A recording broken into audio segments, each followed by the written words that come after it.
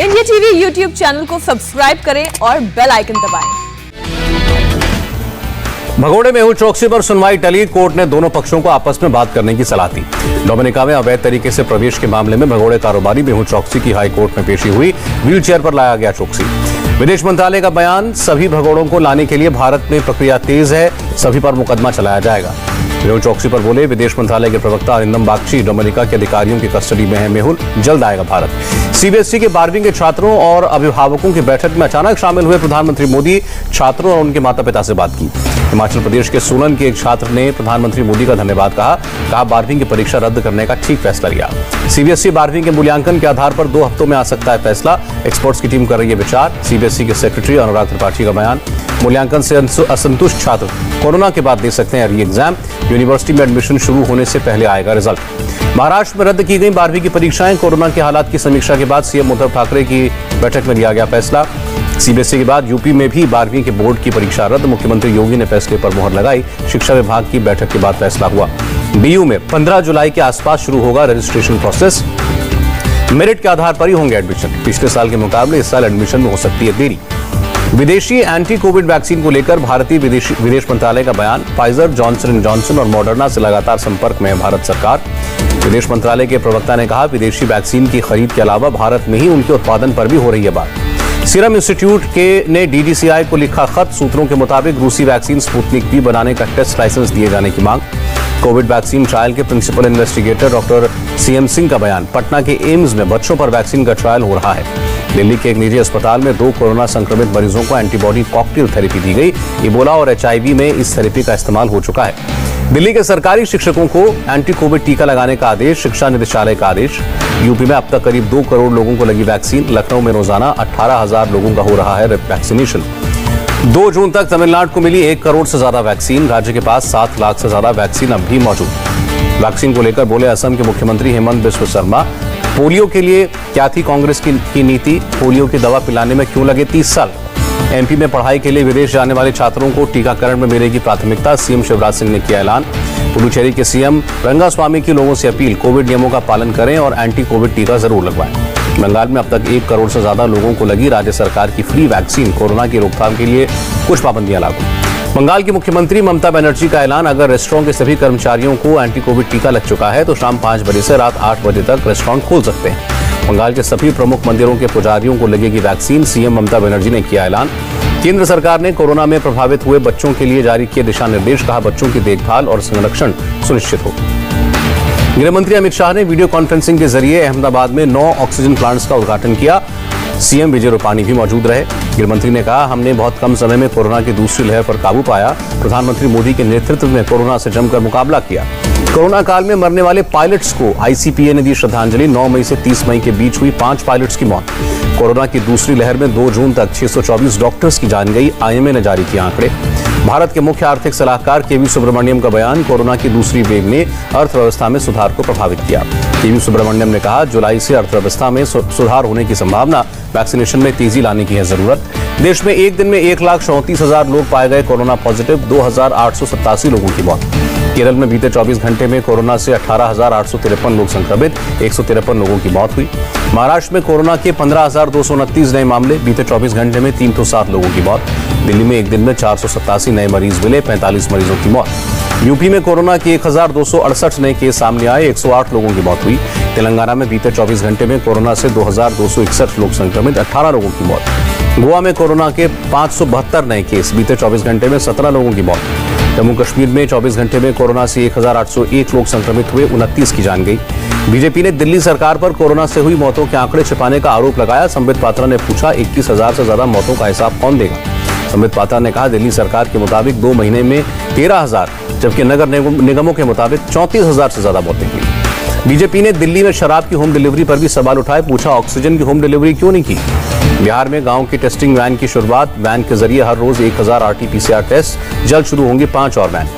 मुख्यमंत्री शिवराज सिंह चौहान का दावा, कोरोना की दूसरी लहर पर एमपी ने नियंत्रण पा लिया है। तीसरी लहर की संभावना पर तैयारी भी शुरू कर दी है। शिवराज सिंह चौहान ने कहा प्रदेश में बच्चों के वार्ड बनने भी शुरू हो गए हैं। कोरोना की तीसरी लहर में बच्चों के संक्रमित होने की संभावना है।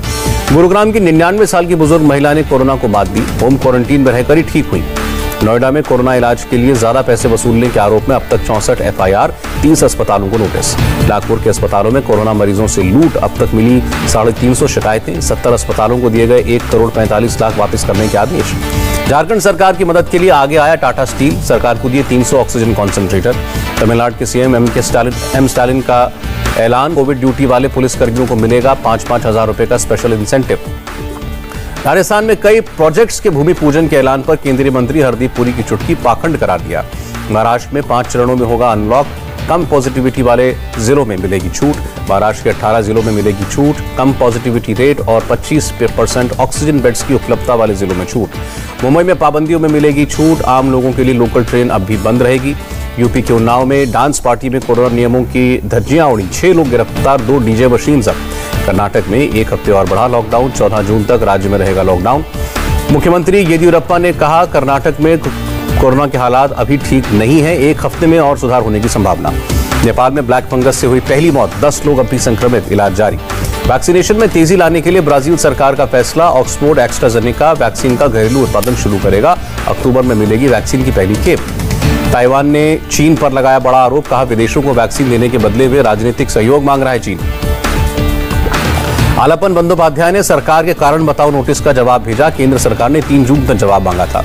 114 SC/ST प्रोफेसर्स ने राष्ट्रपति को खत लिखा।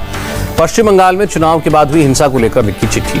इमरान प्रतापगढ़ी बने कांग्रेस अल्पसंख्यक मोर्चे के अध्यक्ष, प्रतापगढ़ी ने नदीम जावेद की जगह ली। बागी नेताओं के खिलाफ एक्शन में मायावती, BSP से सस्पेंड किए गए लालजी वर्मा और रामअचल राजभर। NCB में शामिल हुई गायक वैशाली पांडे, फिल्म और संस्कृति विभाग की सदस्य बनाई गई वैशाली। CPI के विधायक भानुलाल साहा के खिलाफ मामला दर्ज, भानुलाल ने दिया था भड़काऊ बयान। कांग्रेस ने की 5 AICC सचिवों की नियुक्ति, दिल्ली, बिहार, छत्तीसगढ़, उत्तराखंड और हिमाचल प्रदेश के लिए की गई नियुक्ति। शिवसेना का केंद्र पर हमला, कहा बंगाल की खाड़ी पर अब भी मंडरा रहा है अहंकार का तूफान, केंद्र का राज्यों पर दबाव डालना गलत। CM जगनमोहन रेड्डी की बहन शर्मिला ने चुनाव आयोग में रजिस्टर करवाई अपनी पार्टी, YSR तेलंगाना पार्टी का नाम दिया, 8 जुलाई को लॉन्च होगी पार्टी। राहुल गांधी ने केंद्र सरकार पर निशाना साधा, कहा अब की बार करोड़ों बेरोजगार।